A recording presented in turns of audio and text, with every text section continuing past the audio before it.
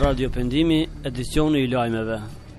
Përshëndetje të nderuar dëgjues, po takohemi në edicionin qendror të lajmeve në Radio Pendim të orës 16. Ndër të tjera në këtë edicion lajmesh do të ndëgjoni: KQZ regjistron lëvizjen islame bashkohu. Liga Arabe njohu koalicionin opozitar në Siri. KQZ regjistron lëvizjen islame bashkohu. Siç mëson gazeta Jetë në Kosovë, me 2/3 e votave të anëtarëve të KQZ-s është vendosur që lëvizja islame bashkohet të jetë pjesë e politikës vendore. Këtë ka konfirmuar Alban Krasniqi, antari I këtij komisioni nga radha e lëvizjes vetëvendosje. Ky vendim ka rrjedhur si shkak I vendimit të zyrës për licencimin e subjekteve politike pranë KQZ-s, sepse sipas tyre programi dhe statuti I lëvizjes islame bashkohu është në përputhje me normat dhe ligjet e KQZ-s, tha Krasniqi. Lëvizja islamike bashkohu aplikoi me 1 shkurt të këtij viti në Komisionin Qendror Zgjedhor që të regjistrohet si subjekt politik me të drejtë garimi në zgjedhjet parlamentare. Kjo lëvizje kishte aplikuar me akronim LISBA, që mbledh disa nga shkronjat e para të emrit të saj, Lëvizja Islamike Bashkohu. Shqipëri, fyle e referendumi për populizëm. Votimi në parlament pro referendumit për 3 ligjet është kundërshtuar sërish nga komisioneri për zgjerim Shtefan Fyle, I cili këshillon konsenzusin politik në vend të votimit popullor. Sipas tij, statusi I kandidatit për Shqipërinë është I arritshëm dhe nuk ka arsye për të mos e menduar këtë. Komisioneri Fyle shprehet në mënyrë të prerë se nuk I pëlqen që 3 kushte që lidhen me asgjë tjetër, të cilat I konsideron si lidhje artificiale. Shqipëria është një vend sovran. Të zgjedhësh referendumi në këtë rast nuk është mënyra se si të ndërtohet konsenzusi ndërpartijak. Kjo nuk mund të jetë një mënyrë për të anashkaluar mungesën e bashkëpunimit mes qeverisë dhe opozitës për agjendën evropiane. Kjo nuk është mënyra për të plotësuar kushtet e nevojshme, deklaroi Fyle.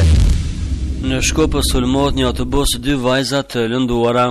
Në Shkopë mbrëm sërish u shtullmua një autobus urban në rrugën e njohur si të Lubotenit në dalje të kryeqendrës. Sipas njoftimeve të para të organeve policore, autobusi është sulmuar nga personat e panjohur. Me çrast janë lënduar së paku 2 vajza, ndërsa raportohet edhe për dëm të shkaktuar.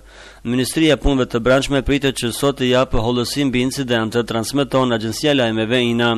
Lidhur me ngjarjet e fundit dhe pas protestave të dhunshme të fundjavës së kaluar, në Shkup janë shtuar masat e sigurisë, edhe se në disa akse rrugore dhe stacione urbane të autobuseve janë të pranishëm patrulla policore.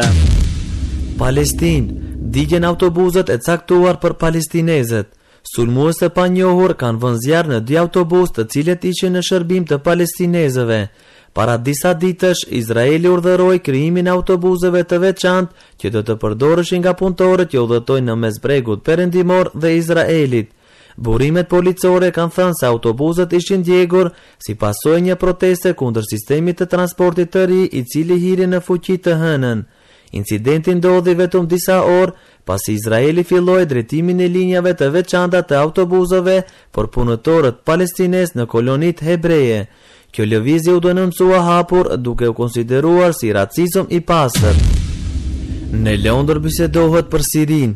Diplomatët e lartë të Shteteve të Bashkuara dhe të Rusisë pritet të bëjnë përpjekje të reja për të gjetur gjuhë të përbashkët rreth konfliktit në Siri. Takimi I sotëm në Londër ndodh pasi presidentet Barack Obama dhe Vladimir Putin kanë biseduar të premten e kaluar për Sirinë përmes telefonit.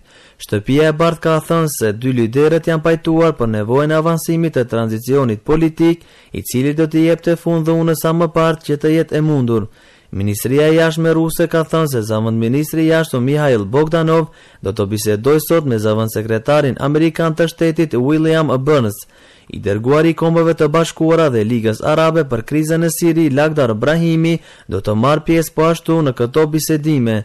Rusia, e cila I shet armë regjimit sirian, ka refuzuar të mbështesë thirrjet e perëndimit për dorëheqjen e presidentit të Sirisë Bashar al-Assad.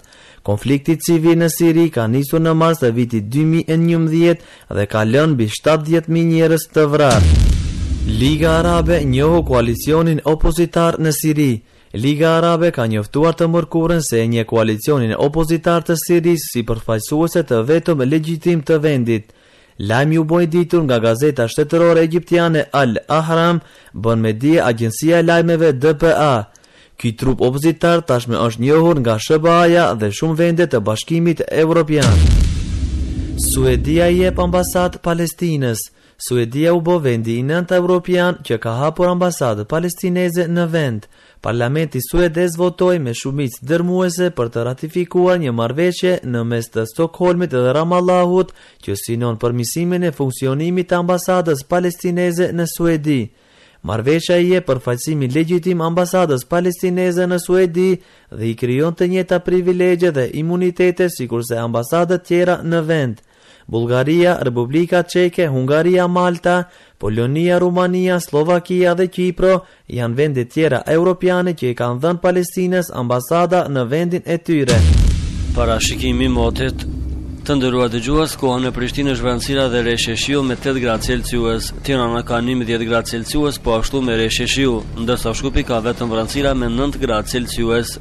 Ishte kjo tëra përgatitur për edicionin e lajmeve të orës 16. Deri takimit tona të radhës, mirëmbëjtje.